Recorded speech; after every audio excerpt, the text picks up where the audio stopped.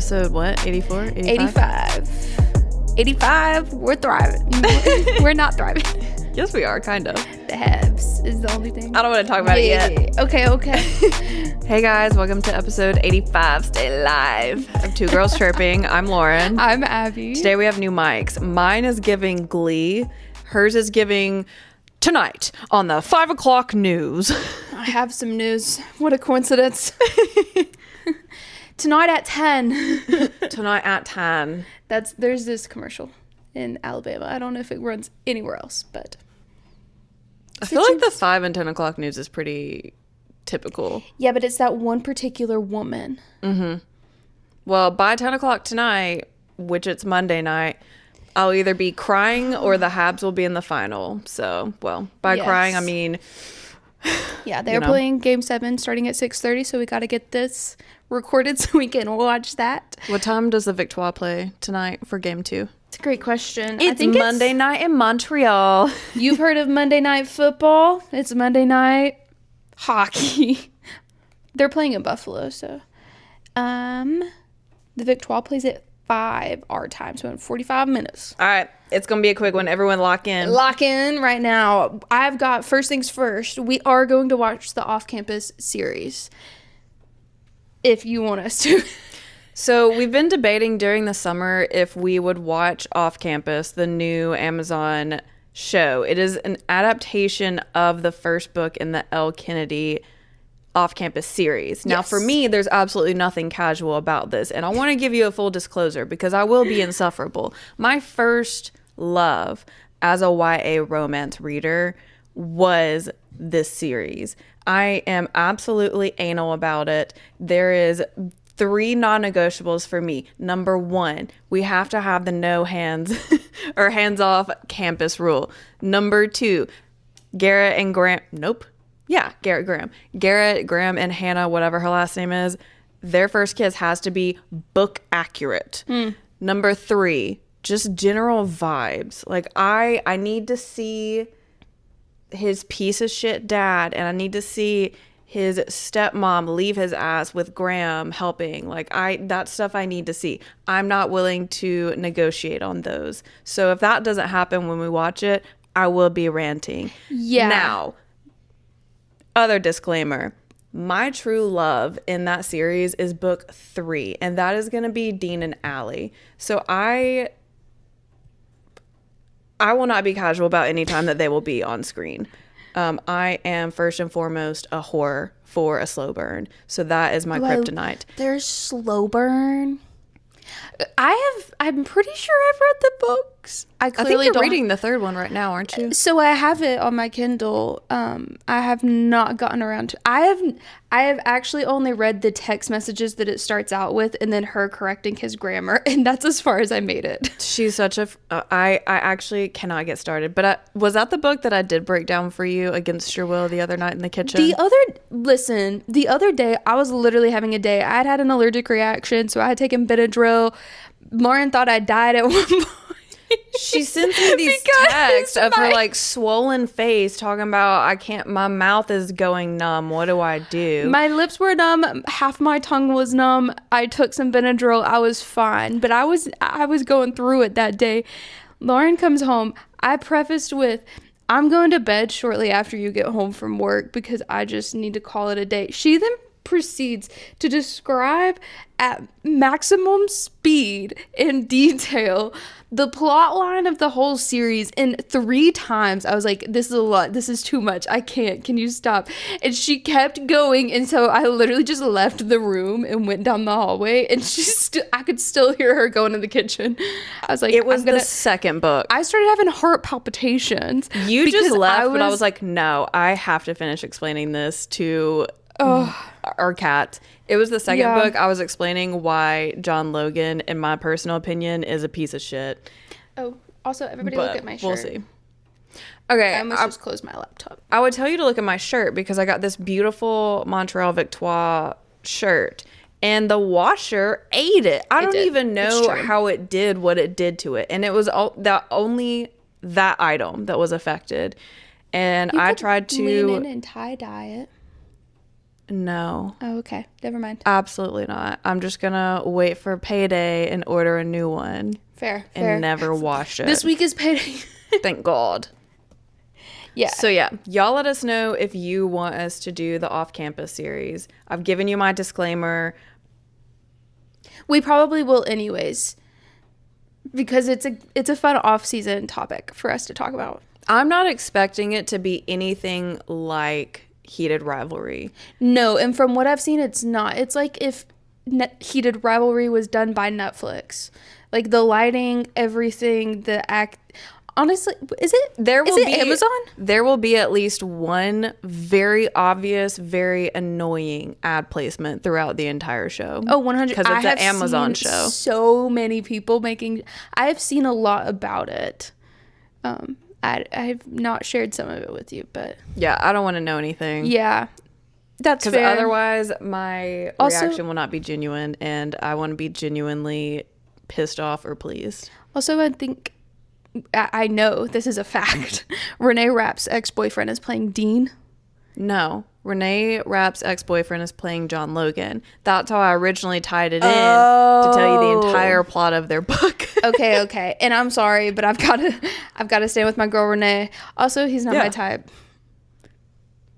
No, I'm sorry, but I can't look at him and not think of In the Kitchen and how gut-wrenching that song is. I'm sorry, but like the builds, if you're playing a hockey player, you need to have a thick ass that you could bounce a ball off of, and that's about, like, you gotta have some blubber. Like, how are you gonna take hits if you're 0% body fat?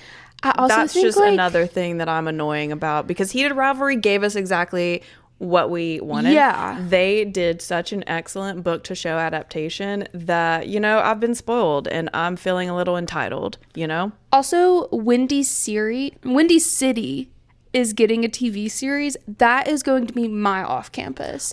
I love those books. I don't know anything about them. That's the only series that has made me interested in a single dad trope. Yuck. You would think, but no. They had me wanting to be his new mom. I was like, okay, I'll be there. I can fix you. Another one that I didn't know that was real is The Boys of Tommen. It is not your vibe. You would actually hate it. And I don't even know how to describe it. How would I describe it? How does one describe a work of art? We don't have time for that, but they are getting an adaptation. The casting has people in an uproar. But my thing is, they invented hair dye for a reason. Let's just dye Joey's hair blonde. I'm still waiting to see. I thought that was fake, because I'm still waiting on the next book in the series that's covering a couple I feel very passionately about to release. So, do I need to read all of the off-campus series books before we watch the show? I feel like I've got time to. I feel like they're quick reads. If it's off-campus, then, and the main characters are Hannah and Garrett, then you should just read the first one. Okay. I'll read the first one. Because if they're going in order, which I think... I remember some things. Like, I remember one character who is actually alive and well, contrary to what the books say. I don't want to talk about Bo. I remember that vividly because that traumatized me. But baby's first trauma. As far as I know, Bo Maxwell is literally alive and well. Yeah. He is thriving. Nothing bad has ever happened to him. He is godfather to Dean's children. Mm-hmm. And that's all I'm willing to hear about it. 100%. Elle Kennedy thought she was going to traumatize me, but the thing about a book is you can just flip through the pages, and I refused to process that. You can't kill a main character like that. No. I refuse to acknowledge it. And I'll do you the same way I do Finnick in the Hunger Games. Thank God he's alive and well, being a full-time dad with Annie. Nothing bad's ever happened to him post the collapse of the Capitol. That's just how it is. We rewatched all of the Hunger Games last night. And we skipped right past that scene, and it was really sweet of him to take that picture of Annie and their baby and send it to Katniss and like one thing I love about him is that afterwards he was like, no, I'm just gonna be chill, like you'll probably never see me again, I'm just gonna go be a full-time lover boy. He said, I gotta go back to my honeymoon, like I believe in you, Katniss. He said, my wife actually beat my ass because I wanted to come to war instead of enjoying a little honeymoon with her. Anyways, so they're filming, they're starting to film season 2 of Off Campus this week. What? They already got renewed? Yeah. I'm pretty sure they automatically got 2 seasons. The shit that Amazon renews. Yeah, Amazon just renews everything. It's so diabolical. Now, when I say they renew the most disgustingly poor conceptualized bullshit series of your life, never, ever, ever am I talking about my favorite German show. Sorry, I was looking at my bronzer. I was checking myself out. That's fine. Sorry. Okay, we need to get into other opening notes, though. 10 minutes later. That's fine. It was worth it, though. PWHL opening notes. We have had big announcements, which honestly, these feel like forever ago, but I guess it was just this past week. Also, I should say, if the lighting's going in and out, we're house sitting. It's nighttime. We don't have our whole lighting set up. I'm going to try to fix it in editing, but we shall see. The 2 of the new PWHL teams have also been announced. We know about Detroit. The other cities that have gotten them are Hamilton and Las Vegas are confirmed. So basically, you were a prophet. I can't credit that. That was 365 Hockey Girl that was like, by the way, this is probably where they're going to go. They know everything. Now, I hope she was right about the San Jose one, too, because... I mean, she hasn't been wrong yet. No, I trust... I fully trust what she says. Also, she's really good about if she misspeaks. She's like, actually, sorry, got that wrong, which I respect. But the icon, Manon Rhéaume, is going to be the general manager for Detroit. I cannot believe that. If you don't know who she is, she was the first and only female to play in an NHL game. Now, it was an exhibition game for Tampa Bay Lightning for preseason, but still, milestone. She's the only one to ever do it. She's actually the original Mrs. Hockey. She's a legend. She's an icon. She also did all kinds of... that they are getting her. Yeah, she also had she had a long hockey career in women's hockey as well, but that's a big barrier. Didn't she, after she retired from actively playing, wasn't she a consultant with the LA Kings for a long time? Yes. Yeah. Yes, she was. Also, Dominique Didia will be the Vegas general manager. I'm so sorry, I don't know who you are, and I don't think I pronounced your name right. I'll do a little voiceover, maybe. Plenty of time to figure out more about you. Yes. I'm sure I will be doing a deep dive. Let's talk about the Vegas colors. The preliminary colors are horrendous. Colors. I hate the Vegas colors. It's giving puke green. It is giving bile green. Some people love it. My thing is, it's like chartreuse. I hate the... I've heard this before, actually, like 3 times. Chartreuse is a popular color. I just dislike it. I think it's not going to be flattering on the majority of people. It's hard color to pull off. Now, Hamilton with the gold and red, I like. No, I do like classic. Hamilton's for sure. Vegas was the only one I was like, ugh, jump scare. Also, people were kind of surprised that Calgary didn't get the other Canadian team. But Calgary came out and said that they didn't put in a bid for an expansion team. That it wasn't that they passed it up. They just didn't put up a bid. Which I'm like, why? Losers. I guess you're allergic to having a successful hockey team there. Whatever. They don't want to give people the option to root for someone else. That's fair. They're like, you're going down with the ship in flames with us. If we could get Tate McRae to date one of our hockey players since she's from Calgary.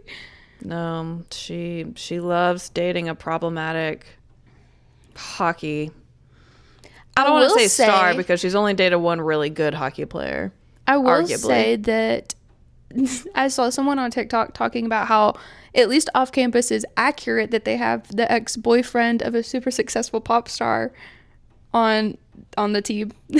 Oh, okay. Yeah. I was like, wait, I don't remember that in the books. Renee Rapp. Yeah. That guy. my last PW thing, because until we get into the playoffs, they've honestly been pretty tame other than announcing 2 expansion teams and 3 general managers, but just a typical day. Erin Frankel's Caesar salad review account. We have talked about it before. She has a Caesar salad before every single game. She reviews it on an Instagram account called Pain by Romaine. She has released merch. It's really just one shirt. It is shirt. I have ordered it. I actually ordered it immediately. It will deliver tomorrow. So I'll be wearing it in the next episode, but here's a preview of what they look like. Honestly, I love it. I just think it's so fun. I love the whimsy of it. It is whimsy. Do you have anything for PW? Nope. Okay.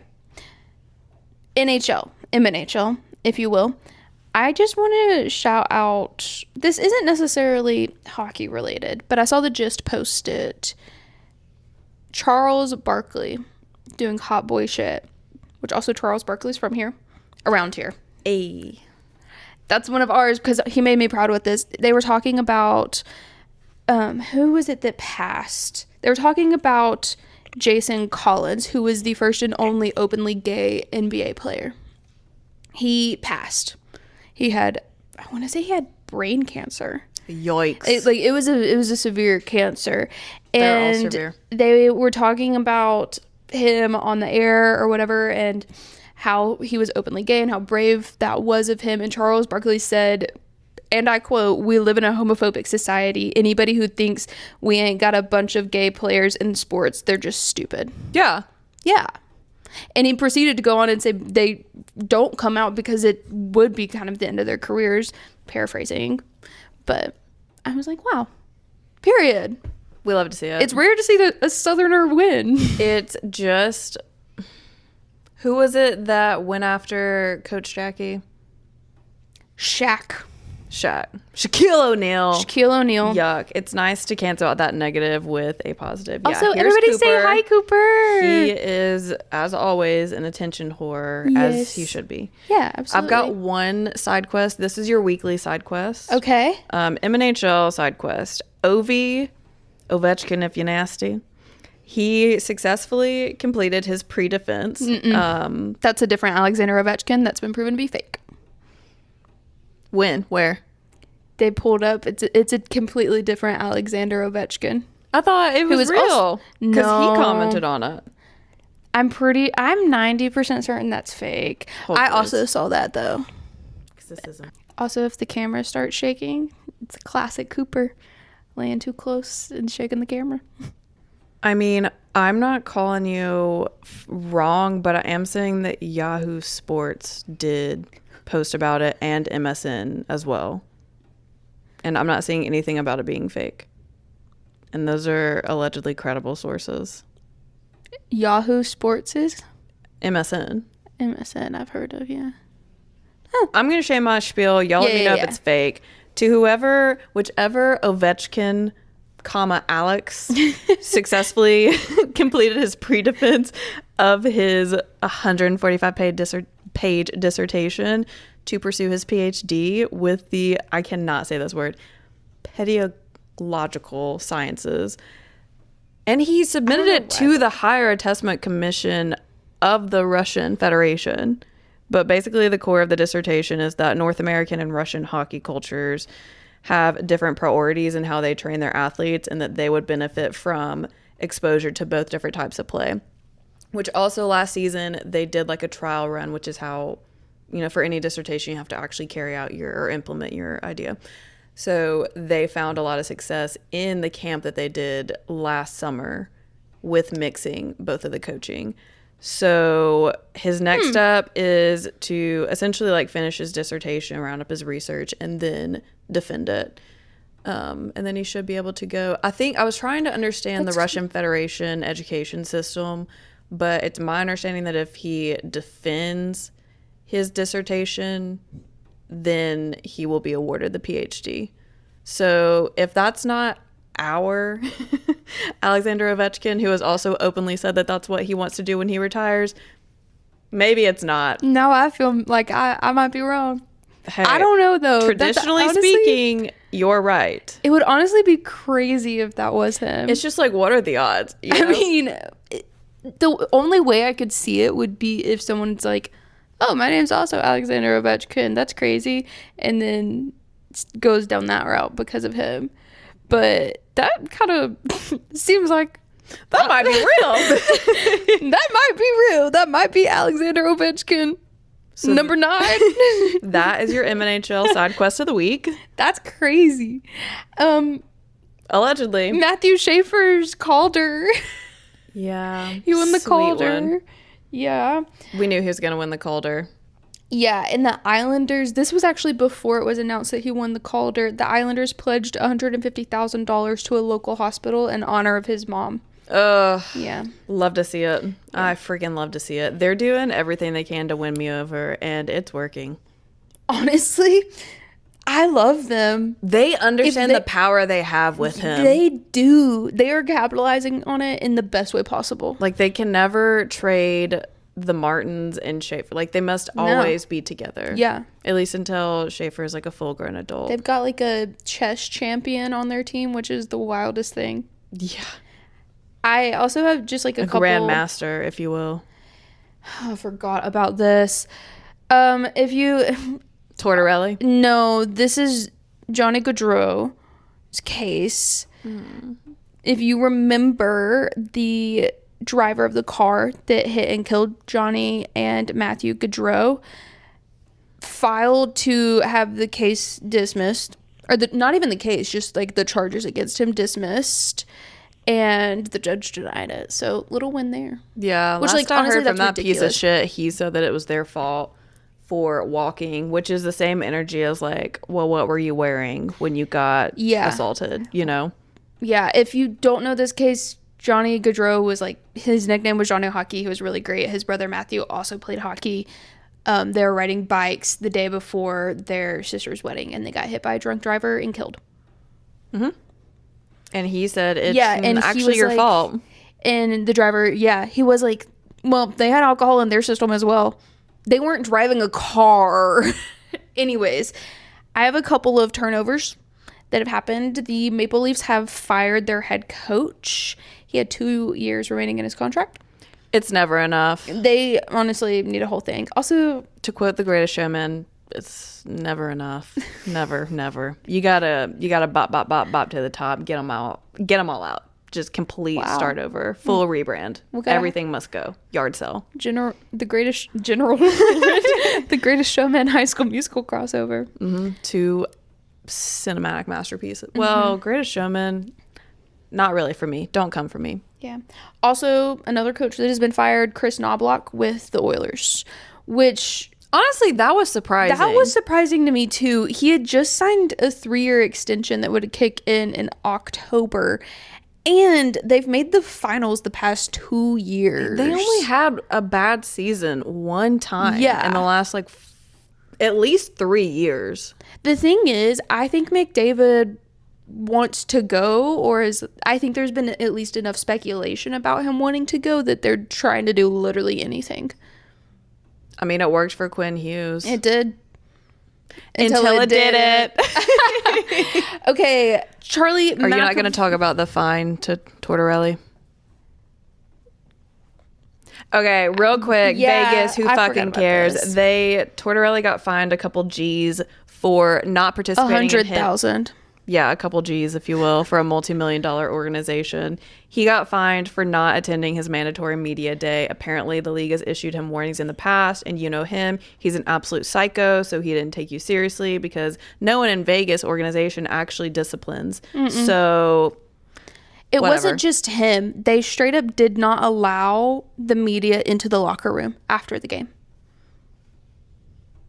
Carter Hart's there, and he's a predator, so yeah. They wanted to keep their media safe. Honestly, NHL, get your shit together. You're letting a sexual offender play for the team, but God forbid they don't let media into the locker room after the game. Truly. Just no morality. Your priorities are way out of control.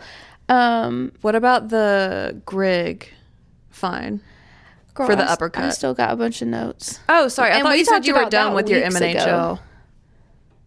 It came up literally as we were recording at least last week. I think it was the week before that. Maybe there was another fine I was waiting for, but that's okay. Is it Charlie McAvoy?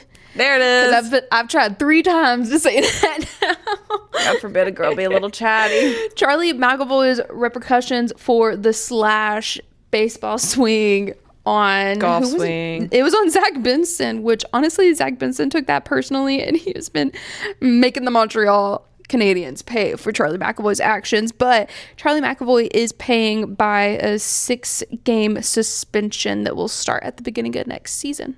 Which is super interesting because you're allowed to come in and completely uppercut a player that already has a partner and for roughing.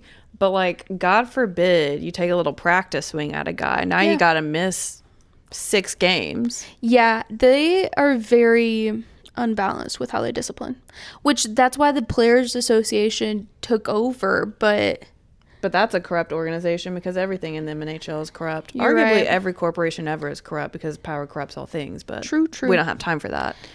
And the PWHL is an exception. But honestly, PWHL isn't clean of all guilt. Yeah. Who among us is? That's fair. They've got one. The MNHL's got at least 5 I can think of off the top of my head. What is it? Yet ye who is... Let ye who has not sinned cast the first stone. Is Yep. that what you're referring to? Yeah, that was a crazy accent. All right. P-Dub. Actually, I want to grab my drink that I put all the way up there. Here, I'll grab it. Oh. Even better. I'm trying to remember where we left off. Game 4 for P-Dub. everyone. I think we covered game 4 for the Boston-Ottawa series. No, we didn't because I've got a ton of notes on it. Okay, well then speak on it. All right. Speak, Ella. Also, I'm definitely going to get little logos to print and put on this. We could Our ask our little close and logo. personal friend to make us some 2 girls chirping logo stickers. I need to respond to your comment. Don't take it personal. I'm sorry. Abby is, she's Yeah. horrible about responding to messages, It's true. anything. It's true. It's She's true. just, and for someone, never mind. I don't want to roast you. Game 4, Oh, Charge I'm versus Fleet. sensitive today. I've already Every day. cried today. So in the first period, this is just ad-lib. So look at that scroll. All of that's for this. Yeah. So in the first period, there was a 2-minute penalty for interference that Gleedon laid on Eldritch for the Fleet. And to me, it was just not that deep. But the announcers disagreed. And I can't remember what they said, but it was frankly way out of pocket. They acted like she had choked her out on center ice. More importantly, I don't remember this. I'm not going to lie to you. it's fine. I'm sorry. One of the announcers, I think she was the on ice announcer, Cheryl Pounder. It was on Mother's Day, so it was last Sunday, and they were asking her about her necklace that says "Mommy" on it, and she was saying that when her kids were younger, they gave her a necklace that said "Mommy" that she has worn for every single game that she's covered because that is the only way that her kids recognize her on the broadcast. Yeah. It was so sweet. Yeah. It was funny because as kids do, they like accidentally roast her trying to say something sweet. But they were like, with all that makeup on, I don't recognize you. Yeah. Well, she said that about herself. She said that's what they told her. Okay. Well, That's why she wears the necklace. you look incredible. Yeah, you look great. So at the end of the first period, the Charge is up 1-0. Then, what the fuck? I wrote payoff. That can't be right. Seen. That goal was scored by Rebecca Leslie, that was her first playoff goal, and she got it 4 minutes into the series. And then, of course, into that game, of course, because she did it too quick. And honestly, the angle of it was kind of whack. So they put it under review because at the same time, she was like kind of getting pushed into the crease by Megan Keller. But the refs looked at it for like a couple minutes. And finally, I think they gave up because they were like, it's a good goal. So then the Charge was up 2-0. And 2 minutes later, I wrote feet. This is that doesn't make sense. crazy to me because we watched this game I swear I wrote notes, but they are nowhere to be found. And I'm hella organized with my notes. I relate to you so deeply on that. I am so freakish about how I organize my notes. You know this. Yeah. Well, then 2 minutes after Leslie got her first playoff goal, the Fleet finally scored, with Maloney scoring a goal with an assist from our girl, Haley Wynn. Oh, I love to see it. I knew, 1 second, so I could brag about Haley Wynn. I knew the second she was drafted, watching that draft and her pulling up in that green suit that matched the Boston colors, I said, I like you. So immediately, yes. You're going to be an icon. And she is. Speaking of icons, 45 seconds later, Megan Keller scored on a Fleet power play, and then bam, all of a sudden we're tied. And that's the thing about the P-Dub, is they get tied so freaking quick. Literally so quick. It was also the first time that the Fleet ever had a power play goal. Granted, this is only their second time going to playoffs, but still, the announcers made a point to say it, and I like to make sure that I say all the things that they say that I think are funny. They were like, it's the first time ever. And I'm like, well, we're only like 3 seasons deep in this. So then 50 seconds later, Sophie Shirley scored and put the Charge up 3-2, I believe. She is a Charge player. Sorry, I was like low-key choking, but I saved my own life. Yeah. Let me read this next note because I wrote, Hope Hobson scored, parentheses, a Fleet player was trapped underneath while the Charge was celebrating. And I do recall that. You had to watch it in the live broadcast because they score, they're doing their little circle of friendship, and then it pans out and you just see like a trapped Charge player on the bottom, like Stampede style. And that's the only angle that they showed it from. So I couldn't even tell who it was that got trapped up underneath. I actually want to take, sorry, I was like, we're still recording, right? I actually want to take a second and complain about how the PWHL uploads these videos of the game, the footage, because they cut things out, and I understand why they do it. They cut out commercial breaks, they cut out some unnecessary stuff, so it's shorter and people can get through it quicker. I want the stuff that happens in between whistles. Like, you don't need to leave in commercial breaks, but give me the full game. Specifically, an event that we'll talk about that happened in game 1 of the Victoire in the current round that they're in. Yes. Like, when you watch the replay, none of it's literally there. I have a full I have a whole rant about it in my notes. If they're there, let me go check. Okay. Well, the second period is rounding out, and then Brianna Jenner blatantly and recklessly high-stuck Schleppers, Schepers, right as the second period was ending, like literally right as the time is running out. And it wasn't initially called because it was the end of the period. Well, both teams were fucking pissed. So everyone is like by the benches. We're squaring up. The refs are trying to separate everyone. No one's throwing punches or anything, but everyone is talking mad shit. And then they finally get everyone to go into their boxes.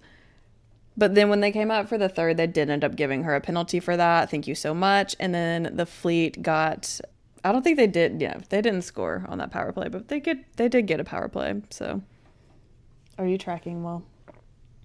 Is that where you're ending the game at the end of the first period? No, girl. Then we go into over.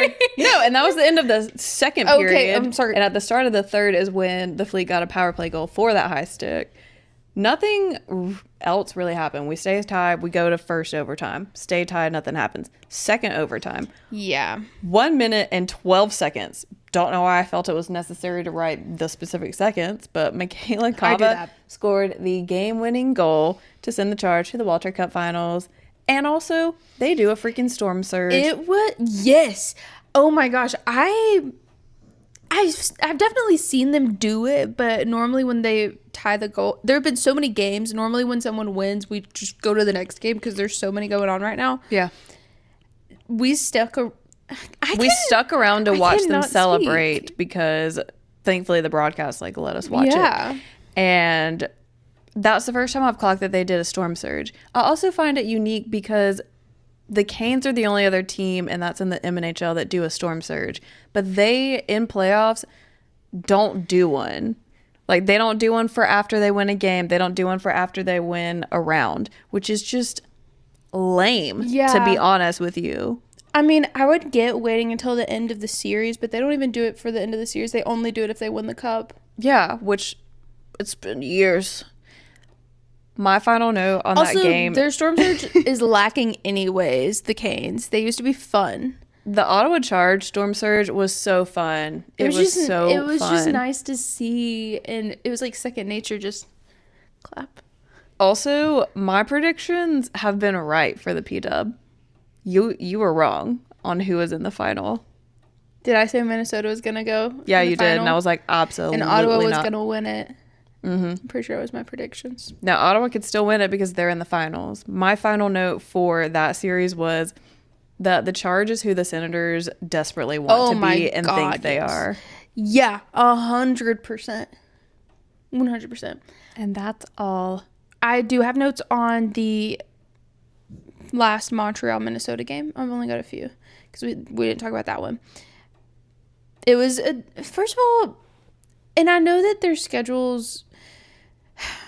Hang on, how do I want to phrase this? Because I don't want to place blame on either league, but honestly, I want to place blame on both. Why are there two games happening in Montreal on the same night?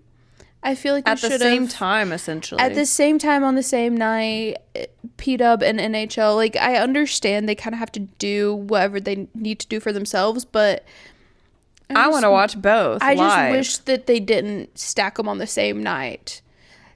The last Montreal Ottawa game was the only game that they've played in Montreal that hasn't been on the same night as another Montreal game. And it's the same shit tonight. Both Montreal teams are playing. Yeah. An hour apart. An hour and a half apart. Whatever. No, I'm with you. Yeah, it was just a general, like, whatever. They're not going to do anything about it. I honestly just think that the Victoire got screwed. They got the short end of the stick. Yeah. But. So this game was supposed to be, I can't remember if it was supposed to be on Monday and it was rescheduled for Tuesday, or if it was supposed to be on Sunday and it was rescheduled for Monday. All I know was it was game 5 of the Montreal Minnesota series, and it was rescheduled because players were sick. They were very, very clear to say it is not hantavirus or whatever the cruise ship virus is. That's hantavirus. Okay, I wasn't sure if I said it correctly. You did.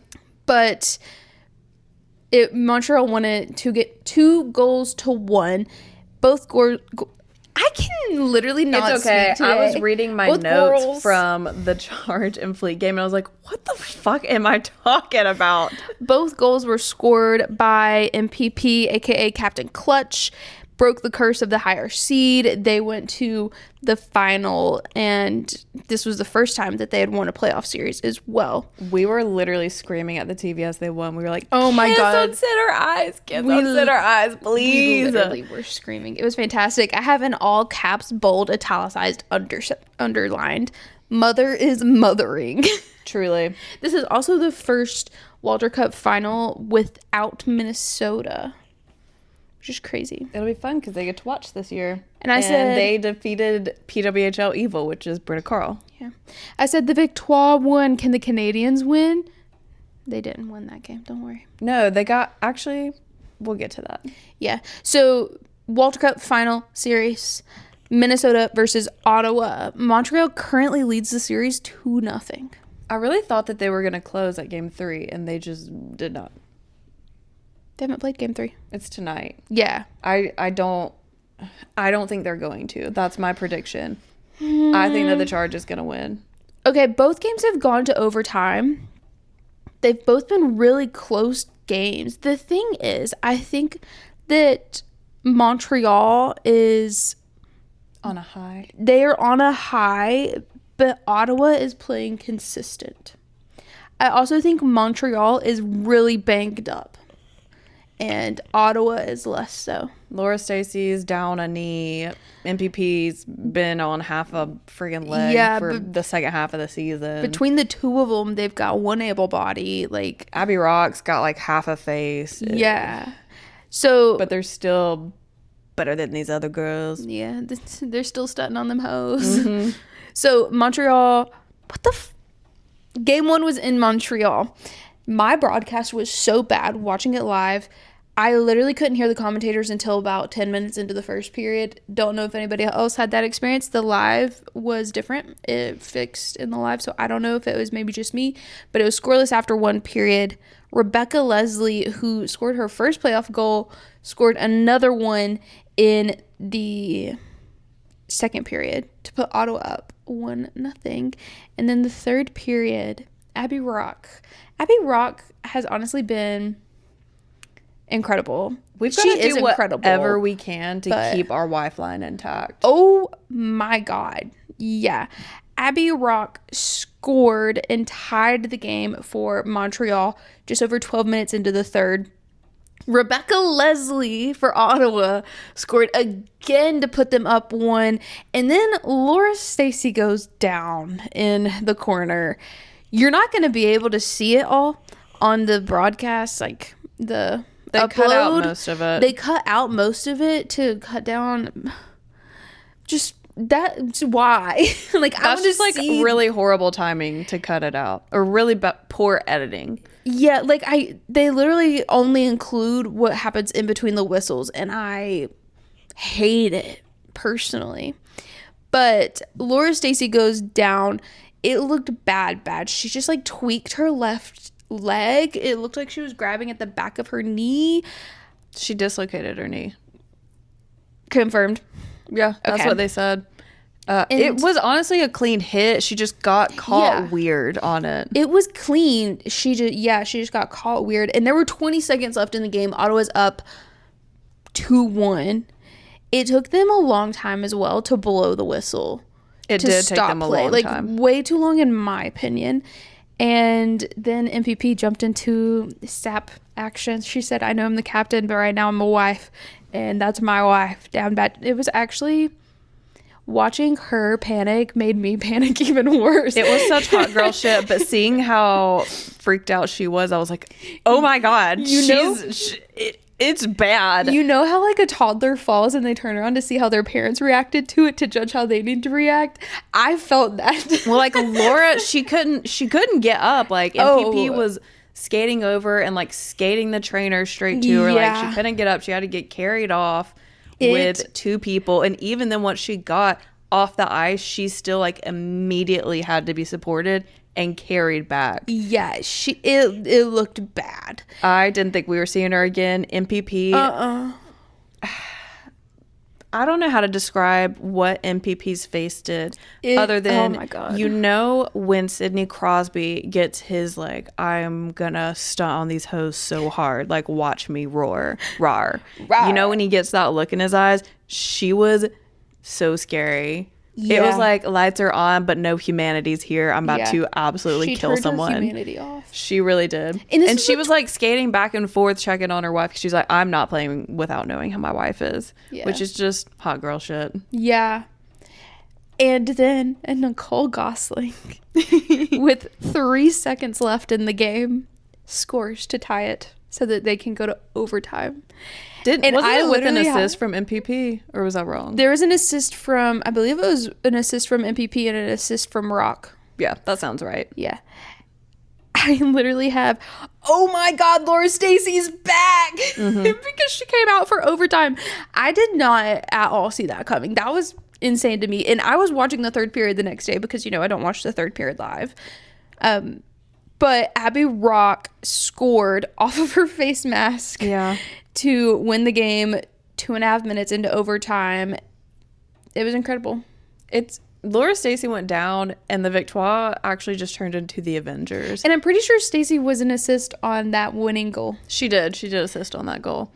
You know, they just popped her knee back in place, gave her some good shots, and she was like, I'm gonna destroy these hoes. Yeah, it went off of her mask. It was so funny because she started like dying laughing, and then they're all celebrating or whatever, and an Ottawa player, number 19, skates by, and she goes, fuck you. Yeah, they're like in the friendship circle, and she fully turns, and the camera angle on it just hit it perfectly. And my favorite and she just turns back around and starts celebrating again. I love Abby Rock so much. Oh my God, she's so dear to me. My favorite thing is game 2. They replayed that specific clip where you can clearly read her lips. It was fantastic. So it's a family show, but we put the F in family. We put the F in family.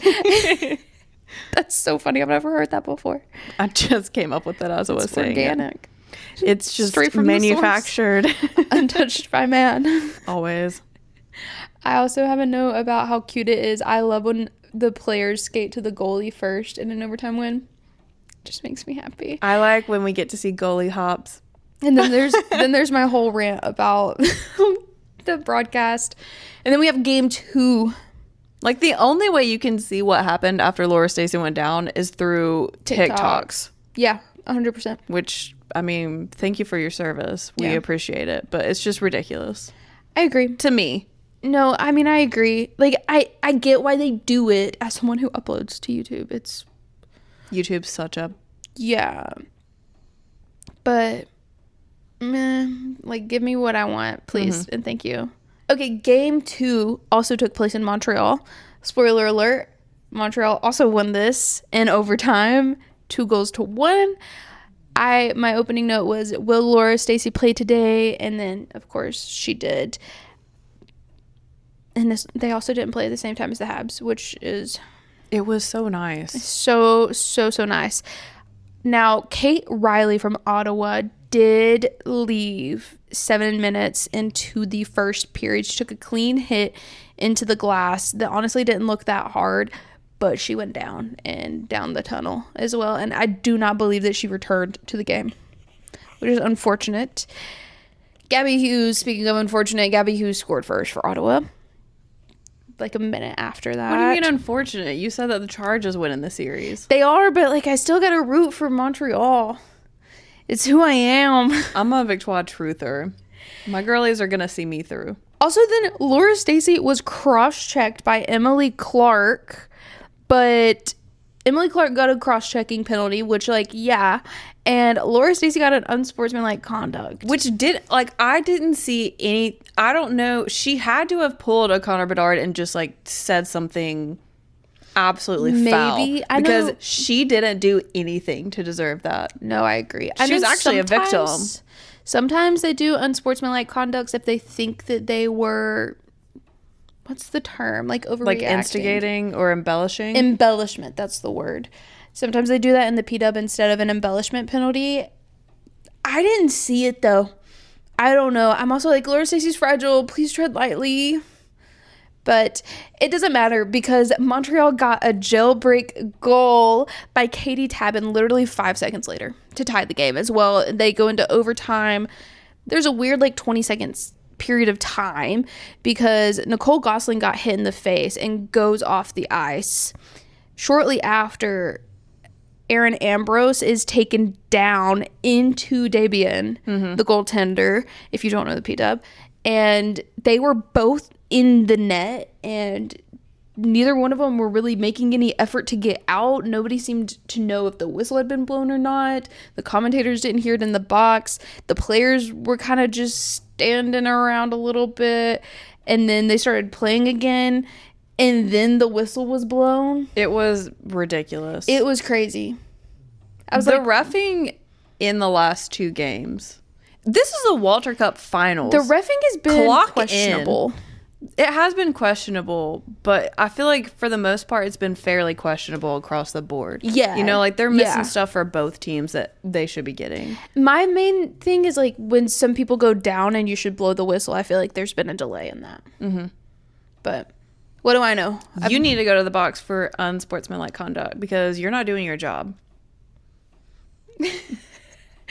And then Maggie Flaherty for Montreal scored 6 minutes and 48 seconds remaining in overtime to win game 2.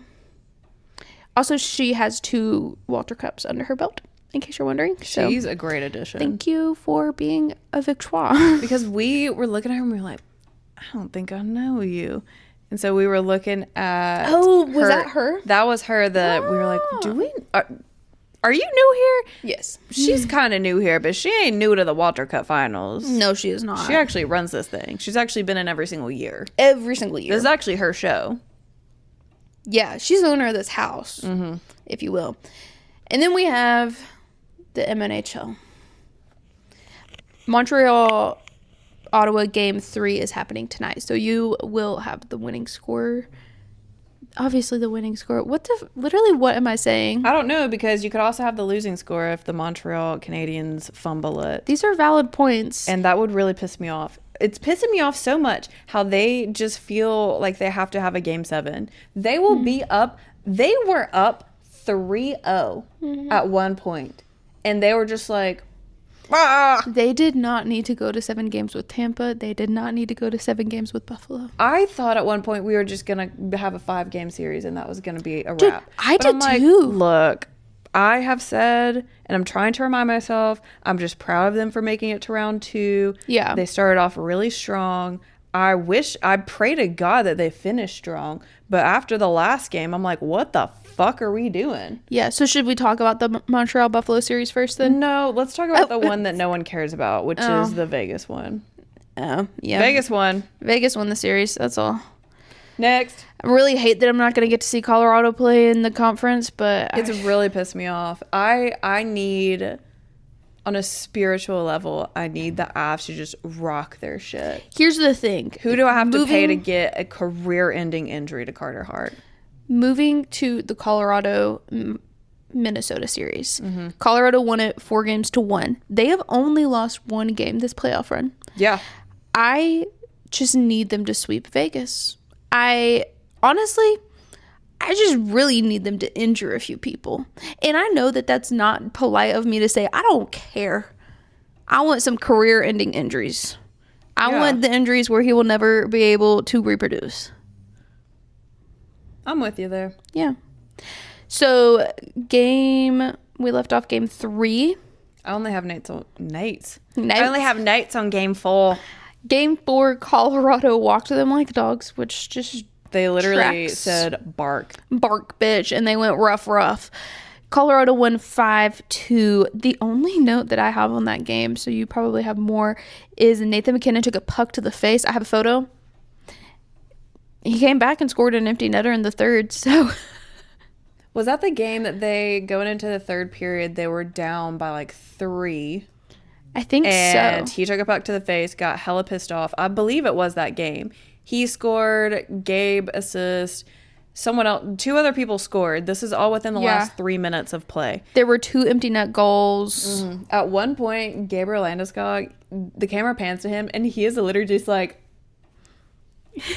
like, are y'all seeing this? This is crazy. This is great. And yeah, they were tied going into the third period, and then not Montreal. I wish Montreal would score 4 goals in the third.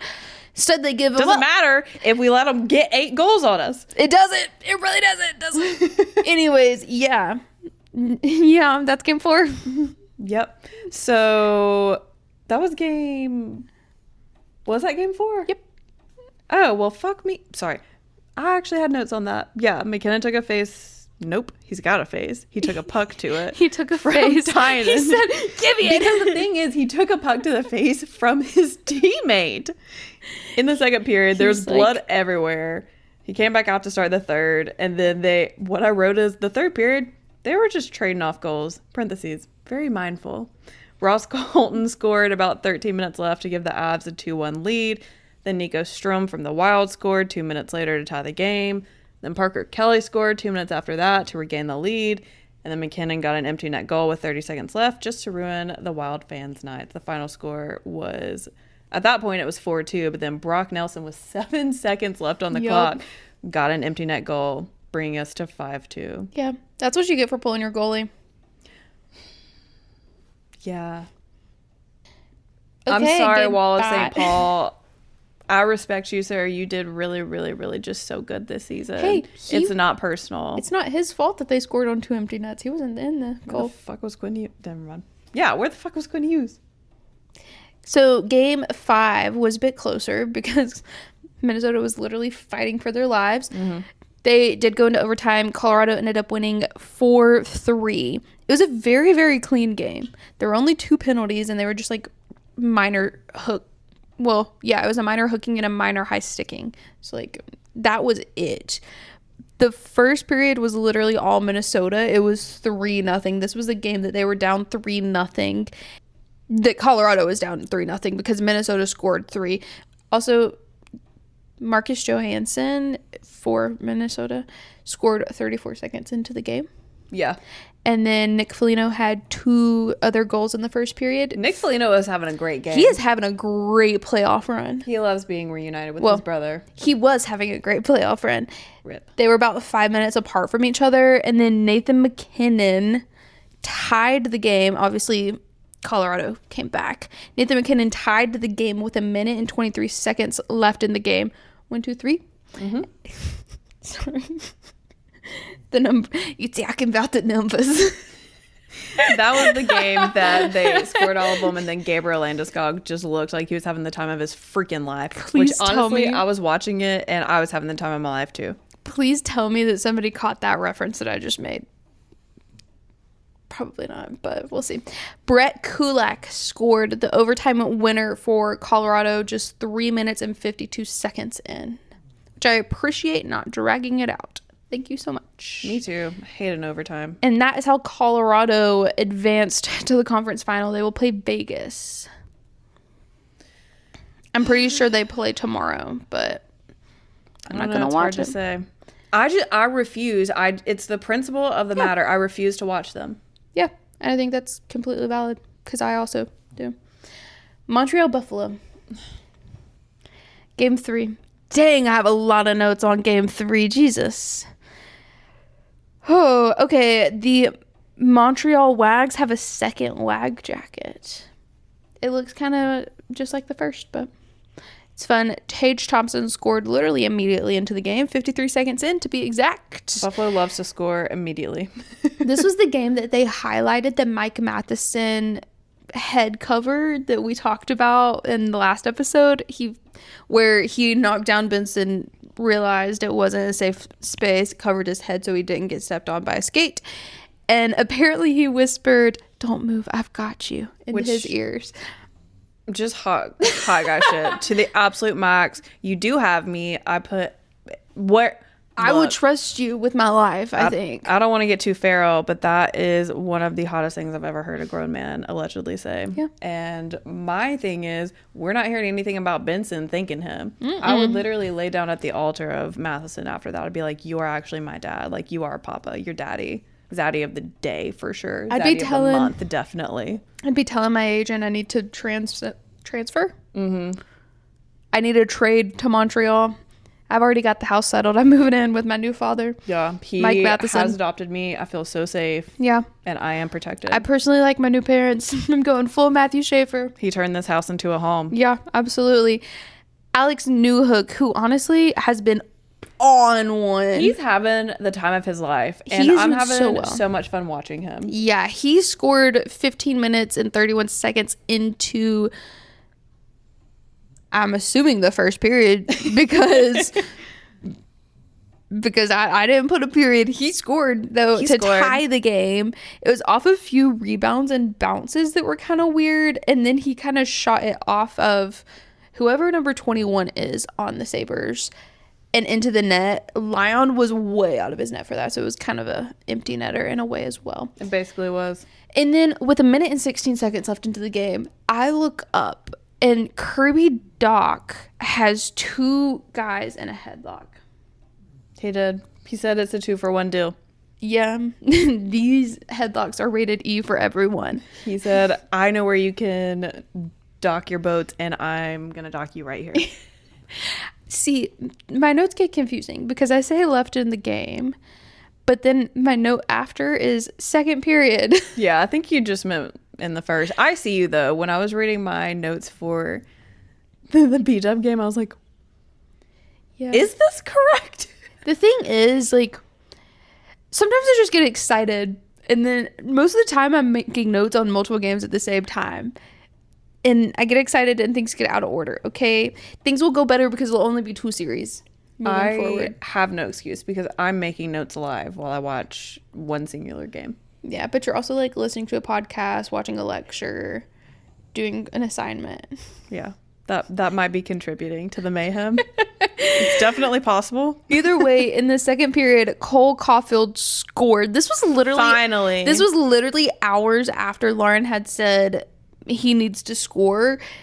Lauren is a witch. I literally issued a call to action. Yeah. And he did respond. Yeah. Look at you, earning that paycheck. Love to see it. Sloth's facial hair needs to go. It looks horrible. It's not great. I understand it's a rite of passage. Everybody does it. It's like when I was in high school and when the baseball team would go to playoffs, they would frost their tips. Disgusting. Some people just shouldn't have facial hair. The early outs called. They want their tips back. And Zach Bolduc put Montreal up halfway through the second period. And then shortly after, there was a massive pileup by the net. I'm just going to read these notes, so take them with a grain of salt because, again, I was doing a lot. Carrick runs directly into Dobej and the net, knocks the net off, but the sheriff was on ice. The sheriff yelled, "Fuck you, I can take every guy on your team." That's a verbatim. This was also. They were on the bench when he's yelling, "Fuck you, I can take every guy on your team." And the Which thing he is, could. yeah, he can. And he could. And Zach Bolduc standing right next to him, literally just smiling. Dobej was shaken up.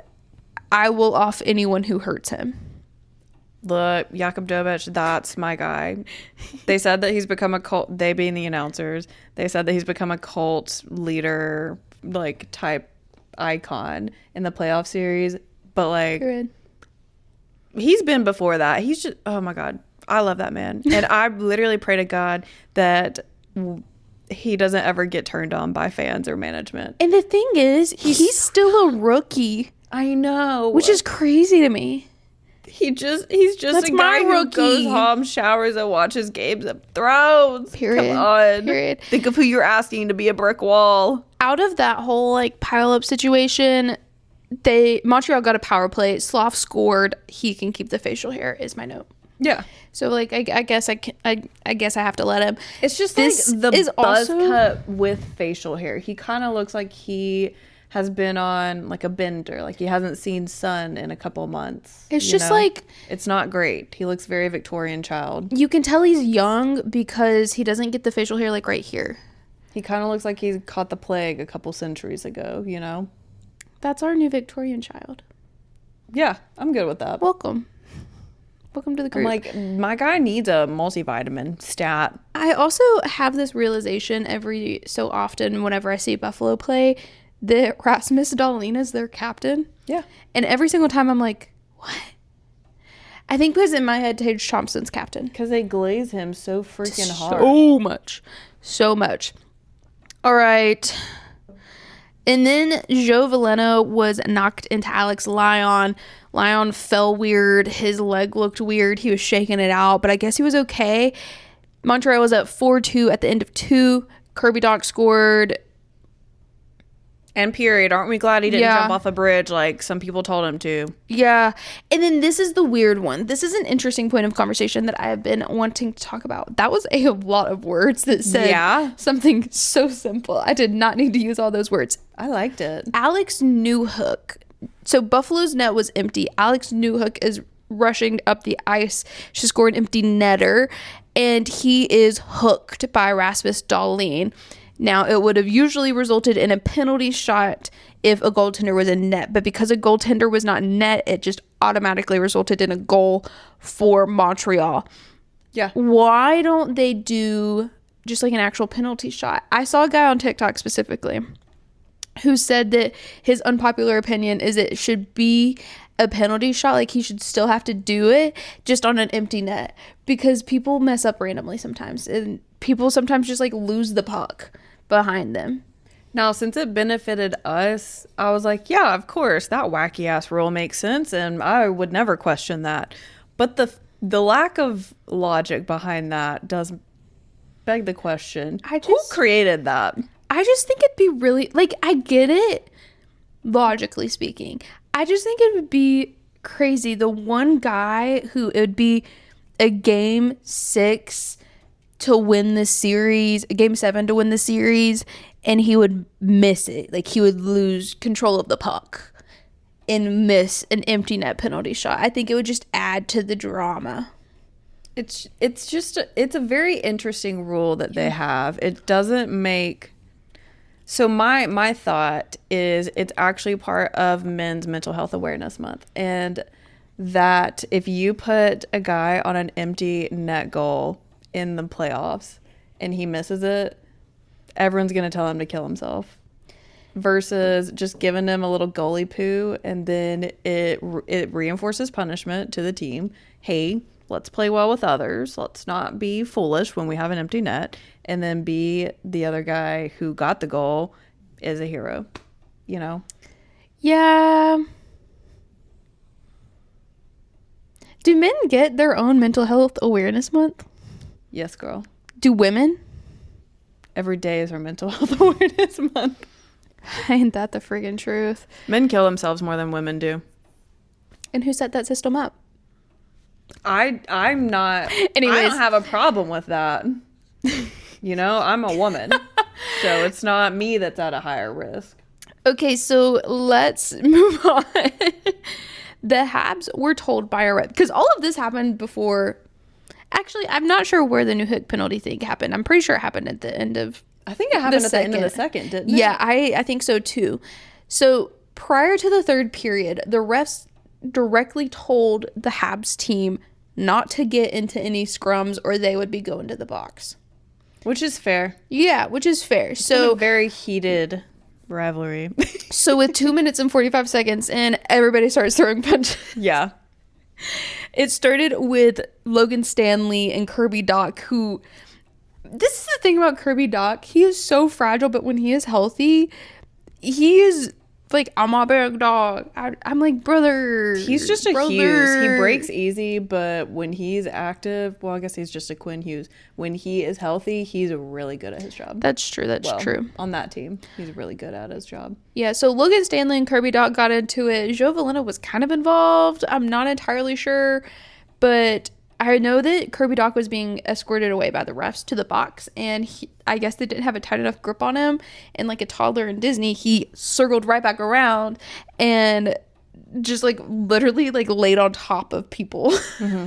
He did do that, yeah. There was a duo down on the ice that he just laid on top of, and out of all of that, Benson and Gooley went to the boxes. Benson lives in the box. Actually, they didn't even go to the boxes. They went down the tunnel. Also, Logan Stanley and Zach Bolduc went down the tunnel. I don't know how Kirby Doc didn't get involved in all of that. Maybe it's because he was part of the initial. He's the initial, so everyone else is the go to the. But I'm also go like, to the room, please. But I'm also like, Joe Velena wasn't. I don't know. It's in the eye of the beholder. There was potential for them to send, like, you know, half the roster on both sides to the locker room. Yeah. But I mean, they sent the people who had been not instigating, but they sent their most frequent flyers, if you will. That's true. That's true. And then the last note I have on game 3 was Juraj Slafkovsky found someone through a level on the ice. I did not know that. Oh. Well, I have a photo of it. A level? A level. Well, was it equal? Even? Flat? I don't Balanced? know. I don't know. Game 4 was pretty balanced, though. It was a 1-goal game. Buffalo won it, though. Buffalo had some roster changes, primarily their goaltender. I actually want to make sure I can say his name right. Luukkonen? Yeah. Ukko-Pekka Luukkonen. Mm-hmm. Which... The Habs in the regular season are trash against him. So I was immediately pissed off. And what did you know? We lost. We've actually lost every time he's been in net. Yeah. And you know who else lost? The commentators, who have been under a ton of fire ever since because they could not pronounce his name correctly.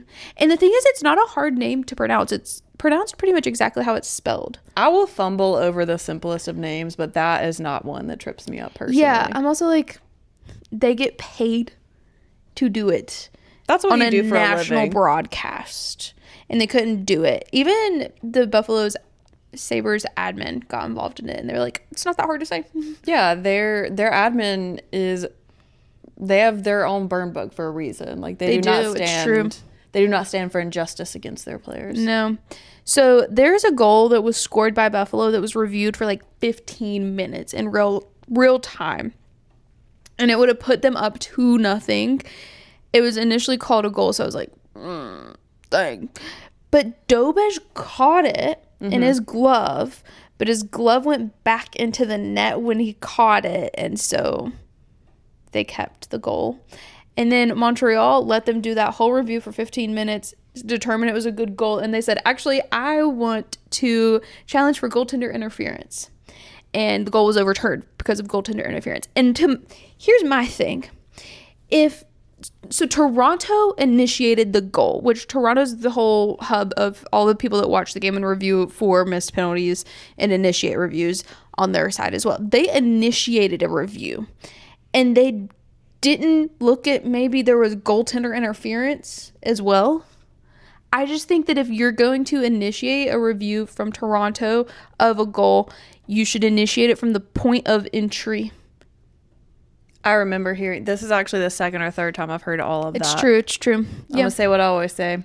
I agree. Because I'm like, you just wasted 20 minutes of time. They could have played a whole period, and you just wasted all that time having to review it twice. Anyways. Room for improvement. Also in the first, this was like an hour into the game. Also in the first period, Alex Newhook scored. He has had 6 goals in the last 4 games at that point. Yeah, Cole Caulfield could never, apparently. Yeah, and it was actually really cool because Jake Evans shot it off the glass coming into the zone and then blind passed to Alex Newhook.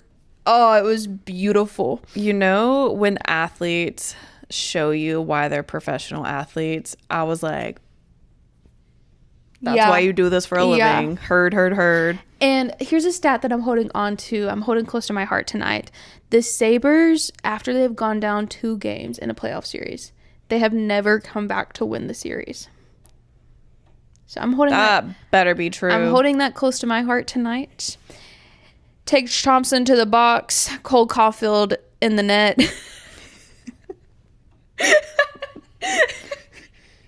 Can you imagine Cole Caulfield, short king, playing goaltender? That made me laugh. He's just tending to the goal. He scored 13 seconds left. He's like doing this number and still like half the goal is open. It's basically all empty net goals. Yeah. And then I have a specific note. Were Buffalo special teams this good all season long? And I still haven't looked into that. Yeah, they were really freaking good. They are so good in the playoffs. We have got to stop giving them power plays. Jesus Christ. That's like 70% of their goals are power play goals against us. My thing is, this series is older brother versus younger brother. They will just get the Habs children all ruffled up, just like all angry. And then all that happens is that we give them 3, 4, 5 penalties. And then Alex Newhook comes to save us with a goal. Yeah, thank God for That is what Alex happens. Newhook. I'm like, for the love of God, stop getting penalties. Yeah. It's not that deep. You know what will taste like justice?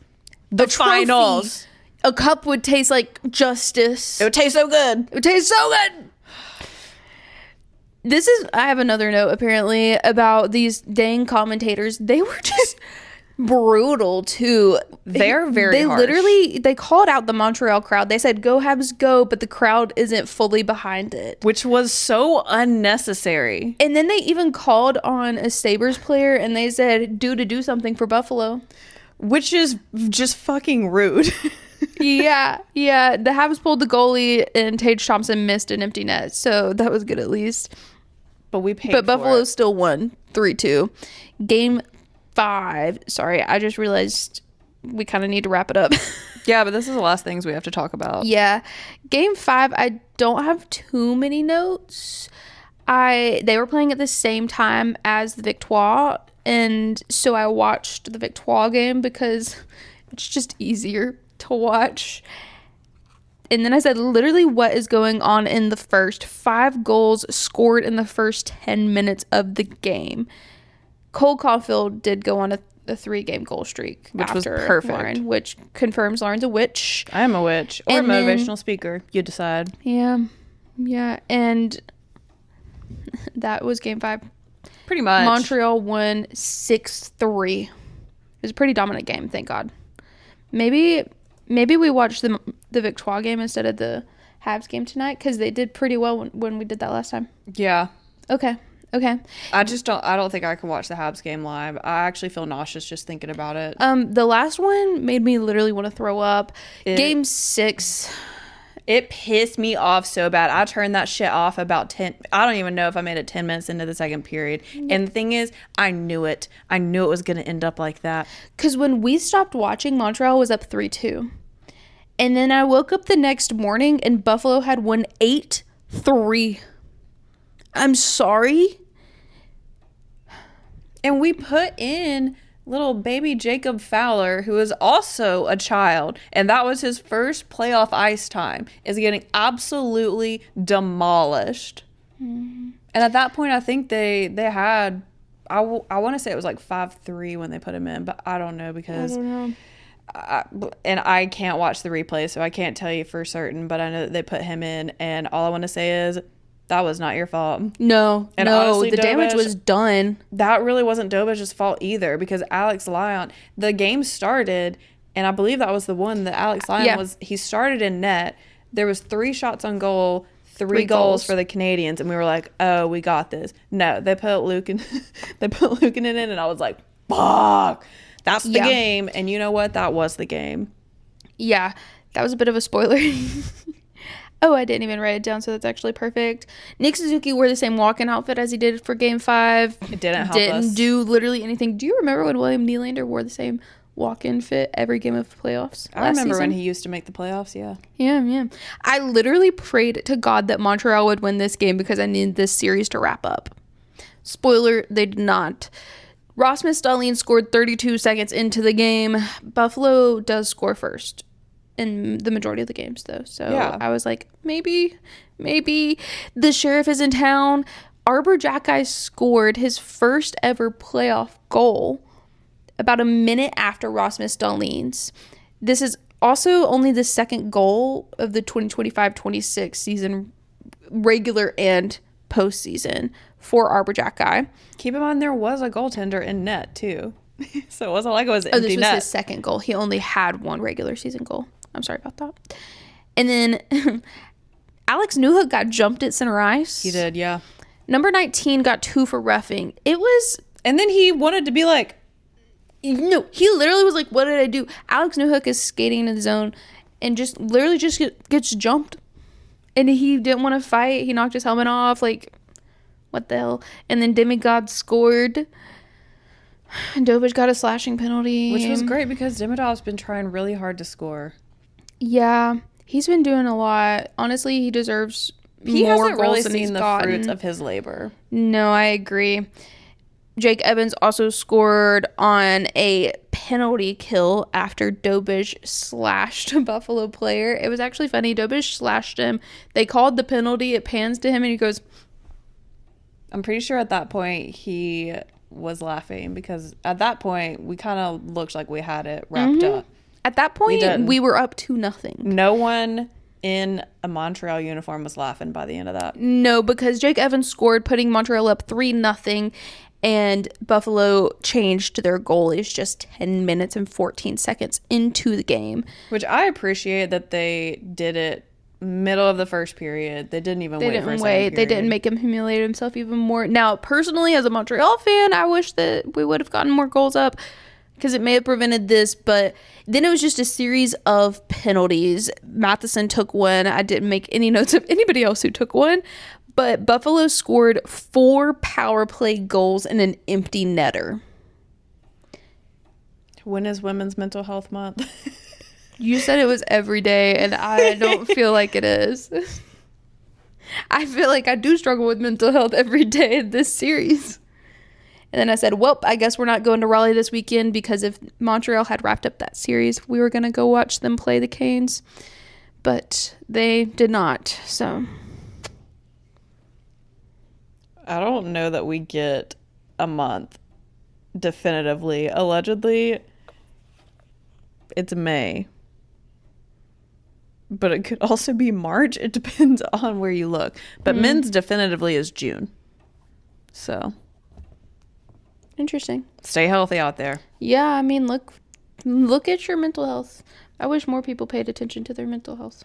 Period. There would be a lot more peace. Anything else we need to speak on?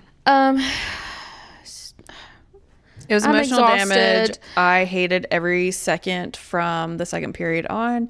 It was hell on earth. I'm not strong enough to do that again. I am going to do what my great avoidant tendency is, which is I'm not going to watch that game. Not until I see how it ends. So, Oh, I do have a couple of other things that I forgot to add to my opening notes. The Maple Leafs have fired their general manager. I thought you said that. I talked about the head coach. They fired their coach. They fired a general manager. They fired the assistant general manager. Well, they've mutually agreed to part ways, which always means they were giving you're going to get fired or you're going to resign. So, assistant general manager will also be departing. And I think that... Oh, and then one more thing. Mira Bitov is the keeper of the Stanley Cup this playoff run, and she's the first and only female keeper of the Stanley Cup. Love to see it. And she started as an intern at the Hockey Hall of Fame and then just worked her way up. Love to see it. Yeah. And that is all that we have, I think. Unless you have anything else. Nah, girl, we've been talking for like an hour and a half, I think. An hour and 22 minutes to be exact. Well, that's an hour and 22 minutes of pure fun. Now it's time for us to eat dinner. Let's go have more fun and watch the Victoire. Yes. Because really no one loses. No. We'll see you next week. Bye. Bye.